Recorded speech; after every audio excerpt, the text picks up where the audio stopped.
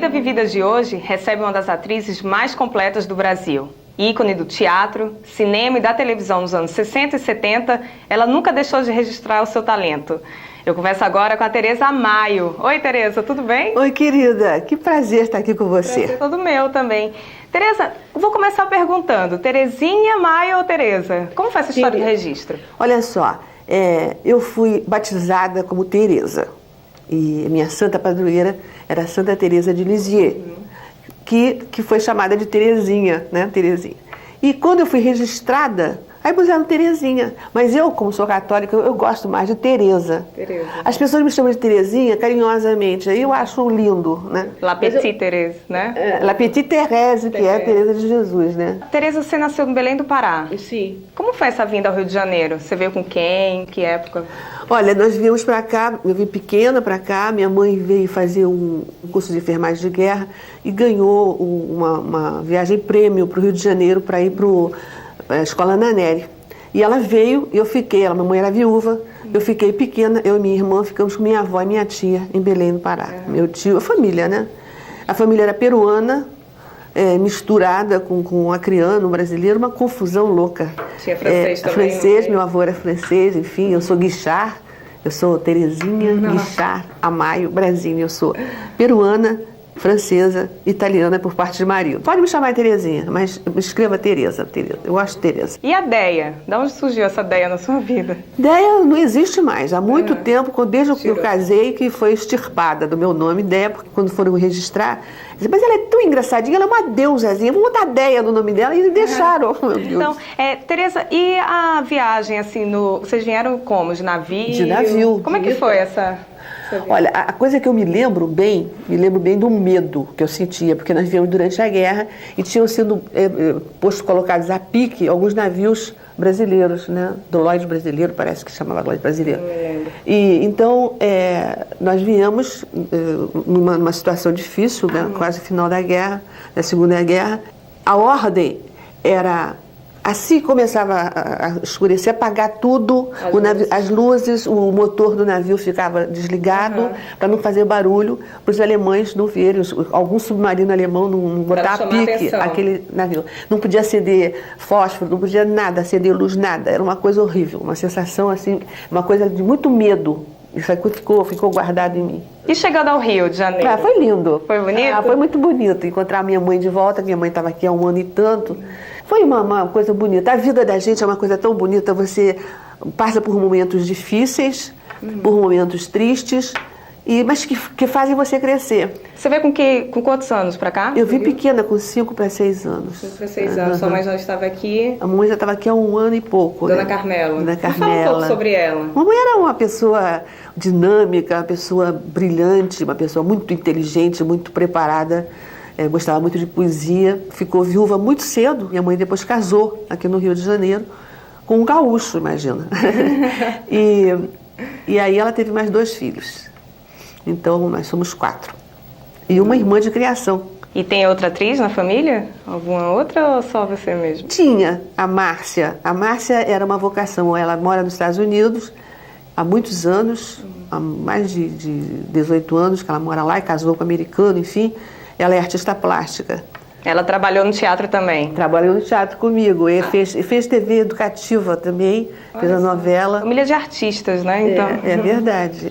E o teatro, como é que aconteceu na sua vida? Olha só, como minha mãe adorava poesia e a gente minha tia cantava, tocava bandolim. Aliás, você teve aulas com o maestro Villa-Lobos, no Pedro II, é isso? Eu estudava no Pedro II, a gente fazia canto orfeônico.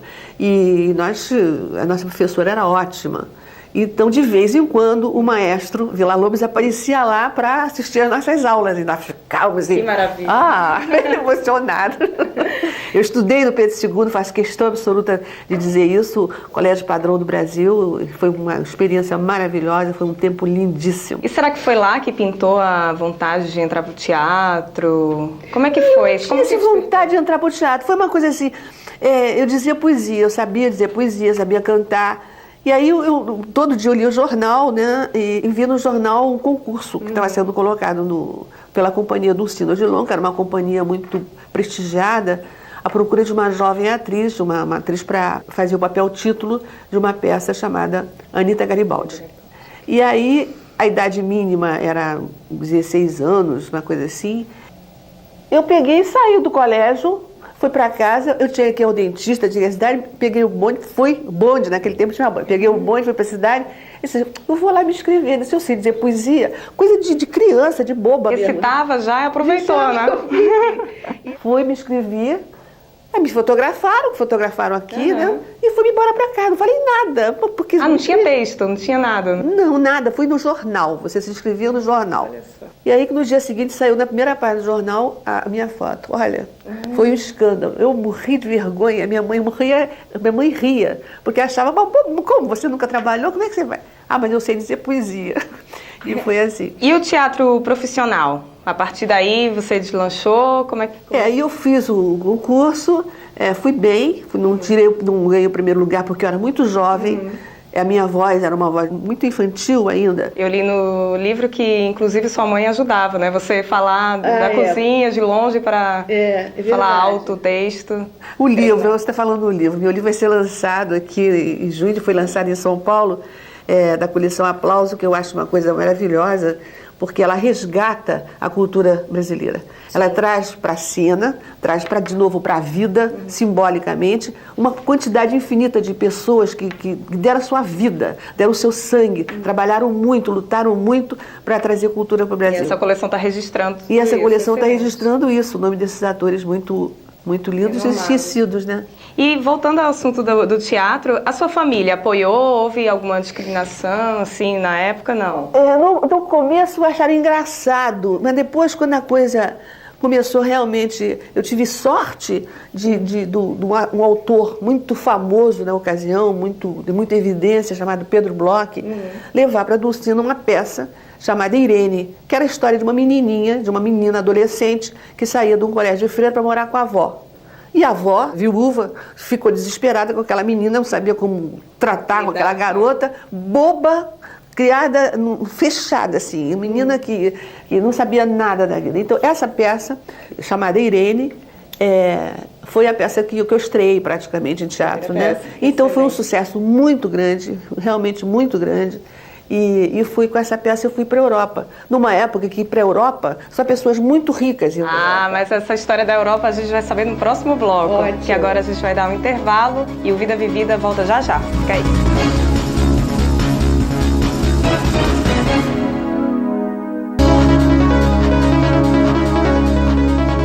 Estamos de volta ao Vida Vivida e a minha convidada de hoje é a atriz Teresa Amaio. Teresa, então, voltando ao assunto da Europa, né? As viagens, como é que foram? Como é que rolaram na sua vida? Bom, eu fui para Portugal, né? E fui muito bem da minha peça, depois eu tive que voltar, minha mãe não... Aí começou muito a implicância, né, com a profissão. Que já vinha antes, porque terminava tarde. Nós trabalhávamos de terça a domingo, terça, quarta, 2 sessões na quinta, uma na sexta, 2 no sábado e 2 no domingo. Era assim, teatro era assim, e de tarde ensaiava.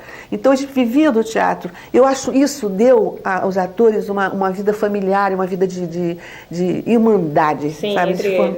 E daí eu continuei, sabe? Eu era chamada para fazer peças, havia sempre uma implicância da minha casa, família, porque ator não era visto, apesar de ser uma companhia de comédia, de alta comédia, uma companhia do cinema respeitada, enfim, mas havia um preconceito muito grande em relação aos atores. Quando é que começou o cinema na sua vida? Justamente com essa peça. Com essa peça me chamaram para fazer um teste, para estrelar um filme com o Dick Farney, que era um cantor. Qual filme? Desculpa. Perdidos de Amor. E aí eu fiz o teste, passei, fazia, aí teve um incêndio. Era uma companhia de teatro dirigida pelo senhor Eurídice Ramos, que fez muitos filmes, e eram 2 irmãos, né? Alípio e Eurídice Ramos. E então, eles estavam associados à Atlântida Cinematográfica. Aí pegou fogo, o que eu sei é isso, estou vendendo peixe como me contar. Então, pegou fogo a Atlântida e eles não podiam fazer um filme com uma menina sem nome nenhum no cinema, que estava começando uma profissão. Então, e um ator, e um cantor que não era um ídolo de cinema, não era um ator de cinema, que também estava sendo lançado como ator. Quantos anos a senhora tinha nessa época? 16 anos, 17 anos, mais ou menos isso. Tereza, e a psicologia na sua vida? Você fez psicologia? Você chegou a se formar? Não? Eu me formei, trabalhei durante 10 anos, depois que eu parei de trabalhar. Entrei por um outro caminho. Eu fiz fonoaudiologia, depois fiz psicologia, me formei em psicologia, fiz formação em psicanálise, entrei para a escola Colégio Freudiano do Rio de Janeiro e comecei um mestrado, enfim. E aí tive consultório, durante 10 anos atuei muito. Aí eu tive que largar porque a minha família precisava muito de mim. Eu tive problema da minha filha mais velha. O que é que te chamou para estudar e trabalhar na área de psicologia? O que me chamou, assim, eu queria saber como é que as coisas acontecem, por que que as coisas, como é que as coisas acontecem, né? como é que um personagem, por que um personagem existe, por que que você tem a condição de fazer aquele personagem, como é que você usa as suas emoções, empresta a sua voz, as suas emoções, o seu corpo, para criar um personagem que alguém escreveu, não foi você que escreveu aquela história, mas aquela história passa a ser sua, né? E por falar em emoções, na TV Tupi tinha muitas, né? Emoções. Sim, ao vivo, né? Ao vivo, como é que era isso? Não, a televisão, eu comecei muito cedo também na televisão. E esse sucesso da peça de estreia me levou para o cinema e uma televisão que estava começando, não tinha cartaz nenhum. Televisão, pouca gente tinha aparelhos de televisão, que eram muito caros. Entre os atores no teatro, eles usam uma expressão, né, para desejar sorte. Sim, para desejar sorte, exatamente. Tem uma história engraçada. Tem duas histórias, da galharufa, galharufas e da uma palavra que diziam que é de origem na França. Antes de você estrear, diziam merda. E quando disseram merda, para mim eu levei um susto, porque não se falava palavrão. Na minha casa se falava palavrão.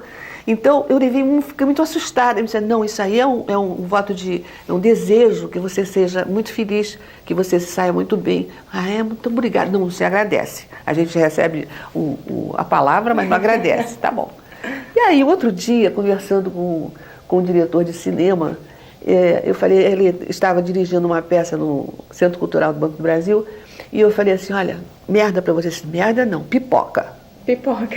Falei, pipoca? Por quê? Você não sabe? Olha, a merda surgiu, como é que a merda surgiu? Eu digo, bom, eu sei como a merda surge, mas como é que surgiu no teatro? Eu não sei. Então, ele disse assim, é porque no século XVIII, enfim, na época das carruagens, as pessoas iam ao teatro com as suas carruagens, com os seus cavalos, e ficava aquela montoeira de cavalo e carruagem na porta do teatro. Então, os cavalos faziam as suas necessidades. Então, quando era um sucesso muito grande, tinha muita merda na porta do teatro. E aí, então, que você seja muito feliz. Então, que é muita merda no seu espetáculo. E você... Hoje em dia, o espetáculo, quando faz sucesso, ficam os pipoqueiros na porta. Então, por isso que a gente deve dizer pipoca pra você. Tereza, e na vida afetiva? Casamentos, filhos? Bom, eu casei 2 vezes. O meu casamento, o primeiro casamento, não foi bom. A única coisa boa que teve foi a minha filha. Eu tive uma filha do primeiro casamento e separei muito cedo. E também tive a felicidade. Deus foi sempre muito bom para mim. Apesar de acontecerem coisas que a gente nem entende por quê, mas deve ter uma razão. E então eu encontrei um homem maravilhoso chamado Mário Brazini, que era um ator, teatrólogo, diretor, com quem eu vivi durante quase 40 anos. Fizemos bodas de prata, tivemos mais filhos, né? E, enfim, é isso.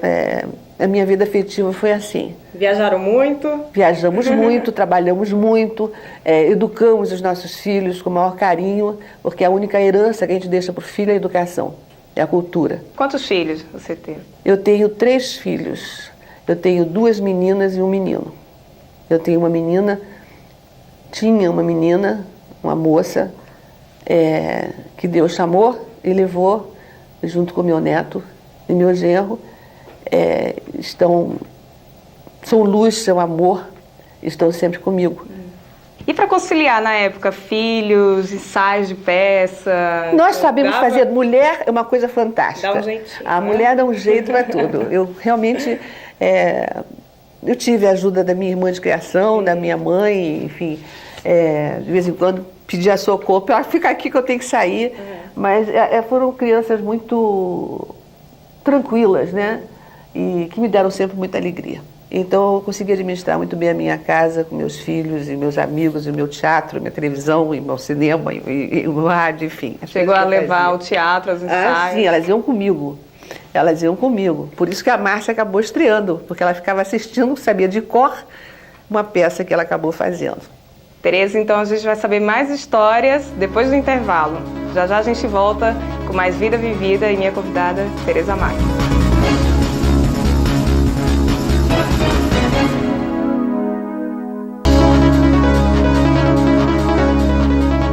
Voltamos com mais Vida Vivida com a Tereza Maio, aqui ao meu lado. Tereza, e os laços no cabelo? Que história era essa? Bom, isso marca uma época, né? As crianças do meu tempo usavam um laço enorme na cabeça, não sei como é que eles ficavam, aqueles laços imensos, eu usei muito laço na minha cabeça. Eu estava falando de coisas boas que aconteceram na minha vida particular e na minha vida profissional. Esqueci de falar, quando falei do meu marido, do ponto eletrônico, que é a invenção dele, que todas as estações usam. Ele tinha inventado esse ponto eletrônico exatamente para teatro. Esse é o ponto, a pessoa que pontava, que soprava as falas quando algum ator esquecia o texto. Então ele inventou esse ponto e alugava para as televisões, né?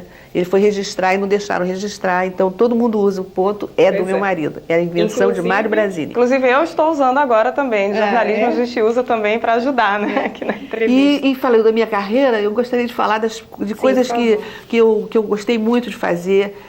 Eu trabalhei muito, eu fazia teatro de comédia na Tupi, teatro de equipe, grande teatro, tinha programas fixos, Minha Mulher é um Anjo, O Marido da Estrela, programas fixos em várias estações que eu trabalhei. Eu trabalhei muito na Tupi, trabalhei na TV Continental, que não existe mais, e na Globo, trabalhei muito, enfim, fiz muita coisa gostosa em teatro e televisão.